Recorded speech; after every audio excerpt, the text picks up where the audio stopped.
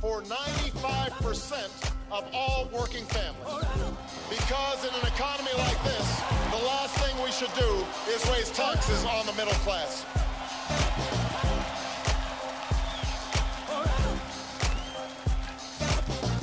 And for the sake of our economy, our security, and the future of our planet, I will set a clear goal as president. In 10 years, we will finally end our dependence on oil from the Middle East.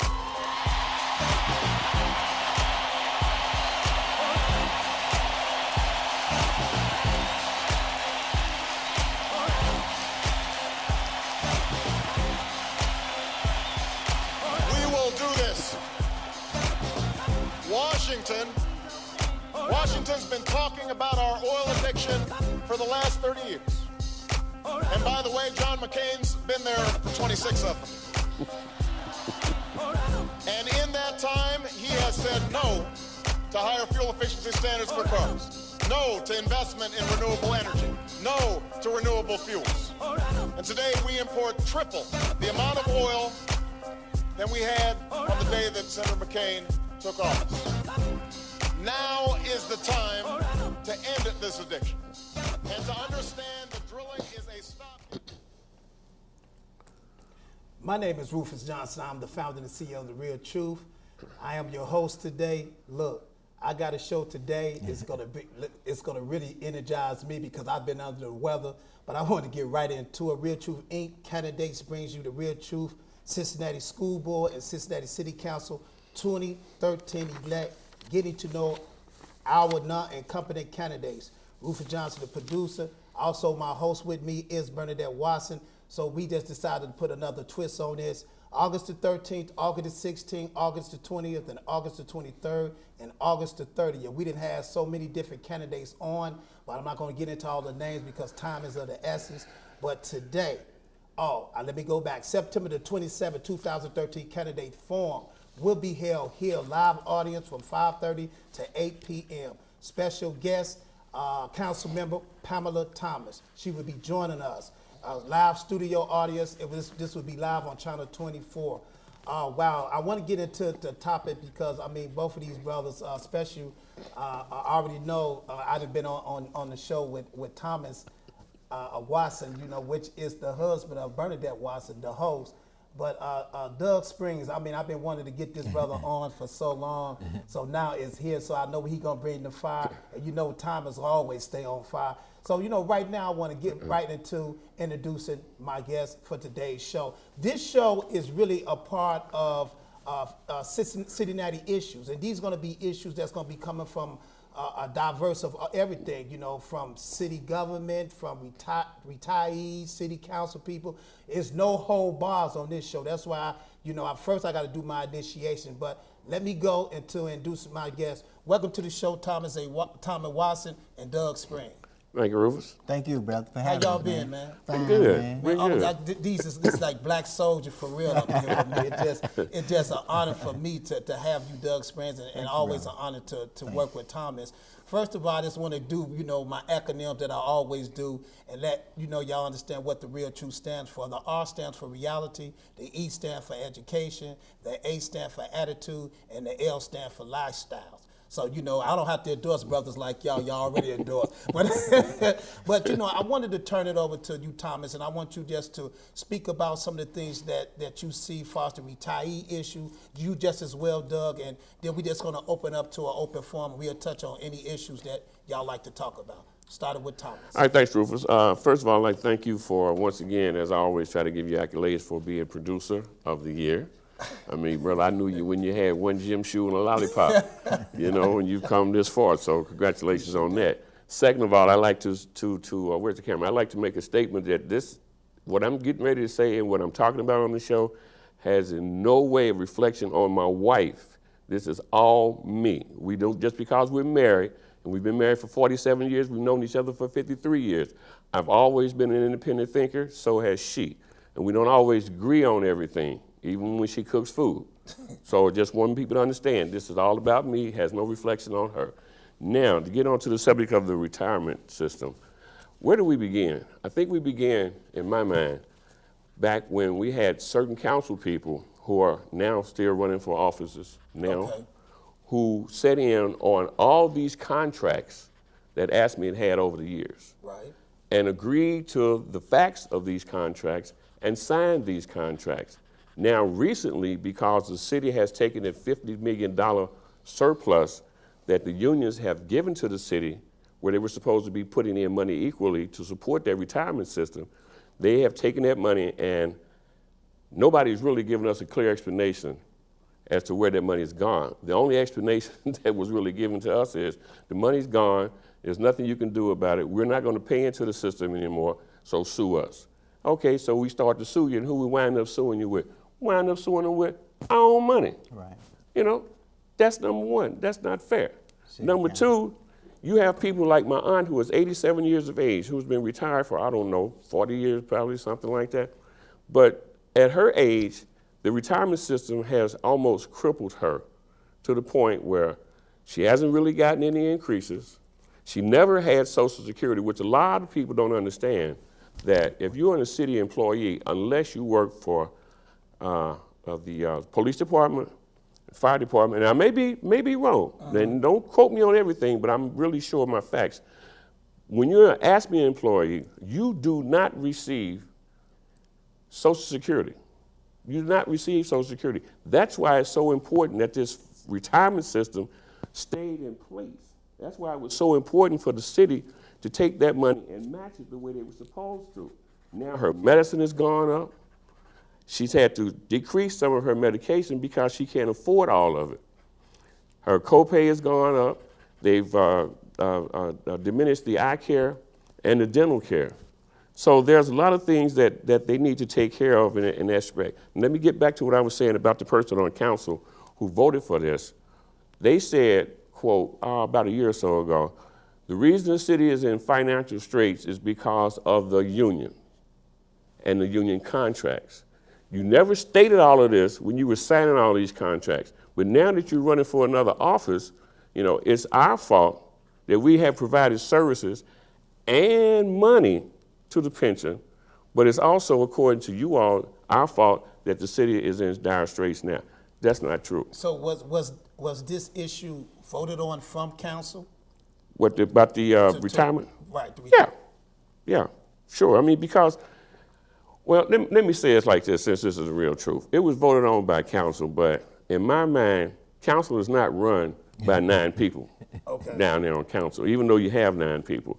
There's one entity on council who tells you, if you want to be in this political arena, and if you want to advance yourself, if you want to be recognized, you know, you're going to do what I'm telling you to do.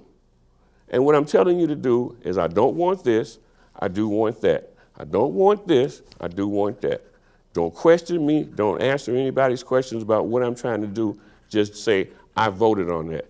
There's a council person I saw in the news, Channel 5, about, this is dealing with the parking issue real quick, probably about a month or so ago. And the question was asked to the council person on TV, on the news, you voted to sell the parking lot, the parking meters and parking lots, yeah. And they said, yes, I did. I think it's a good idea. I always thought it was a good idea. Well, do you think it's, and the question was asked from the news reporter, so now that you know that some things were hidden from city council, that and the guys really did not read the whole contract and did not understand because you did not read, and the Port Authority is telling you now that, yeah, well, we're just going to go ahead and do it and don't worry about it. Do you now think that this was a good idea? And their answer and the response was yes. And this is somebody that's on council. You don't read, you're on council to read, you're on council to help support stuff. And I understand that the city needs money in different areas, but okay, come on, to read some stuff. Let me go, because I don't want to keep rambling.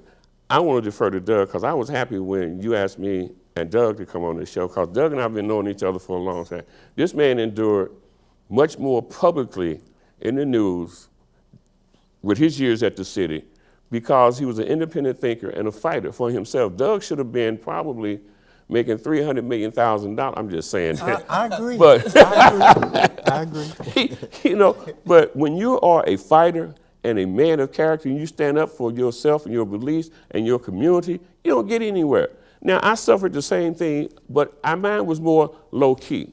Okay. Because people know me when I come They say, oh, here comes Thomas. He's going to retain these facts in his head. But see, when Doug comes, Doug makes me a little nervous because I always kid Doug every time I see him. Doug, where's your yellow pad? He's always got that little yellow pad with him. And when we used to go to meetings and be involved in stuff years ago, I would always see Doug sitting in the background writing. And he would never say anything while people in the audience were arguing and throwing out questions and trying to, Doug, I said, man, he would wait until it was almost over and then he would say, I have a question. And Doug would always get up and read the exact thing that someone said, which is a lot of people don't do. That much I have always respected in Doug. So I would like to defer to this man with that pad.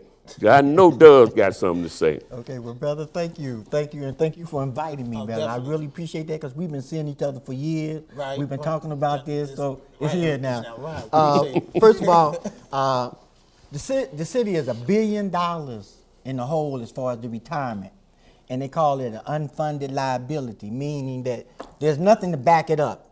They have nothing to back it up, so they're almost $1 billion. So as a city retiree, as Tom was saying, a lot of things have been cut. Everything that they're doing is basically against the retirees. They're not doing anything to help us. They're taking money, they're taking benefits away that we work 30 years or more or less, but we work for it and was promised. Our city council people, like Tom say, I agree, they're puppets. But that's America, and in America, they have been puppets for a long time. It's just, how do we change, how do we turn this thing around is basically what we've been saying as a people for a long time.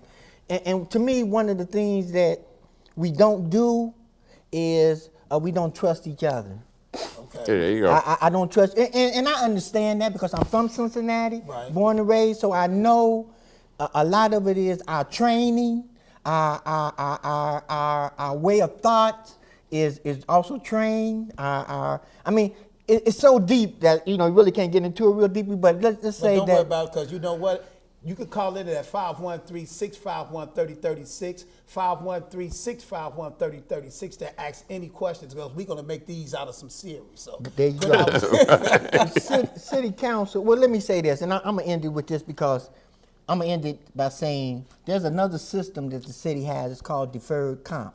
Okay. And what it basically is you put your money into a fund, and the city will match so much of that, and then you invest your money. And I urge all city employees, if you haven't put any money into deferred comp, you better do it, and you better do it now, and you better put as much, and even much as you can, and then some, because the system, the retired system as it is not going to stand, y'all. It's going to fall. So you speaking about the ones that are working for the city now? Working for the city now, they need to go with deferred comp because there's less city employees being hired, so that means there's less money to take from and put into the retirement system. So as you get less employees, less money is going in, more money is going out than is coming in. Right. So it's going to fail. I keep saying I'm in it, but I try to get our people, city retirees. I say, look, y'all, this is what we need to do to make some changes. The fight I get is with people who look just like me, but it's because they're ignorant. Right. Okay. And ignorance today can kill us, and we don't know that because young brothers is going out there making one mistake. Mistakes that me and you might have made when we was younger, but now you can't make those mistakes. You die, or go to jail for a long time. So we as a people, we must learn that we must get along with each other first. Right. And then once we getting along with each other or get somebody with a like mind, then we can move. But to move individually and think that you're gonna make a change, it's not gonna happen. It's gonna be the common man, the citizen, the American citizen that's gonna make the change. If the American citizens sit on their butt and do nothing, then we deserve what we get. Because our government says we are a government of the people, by the people, and for the people. So if you're a government that says that, then we should challenge you to live up to what you say. That's all it is, brother.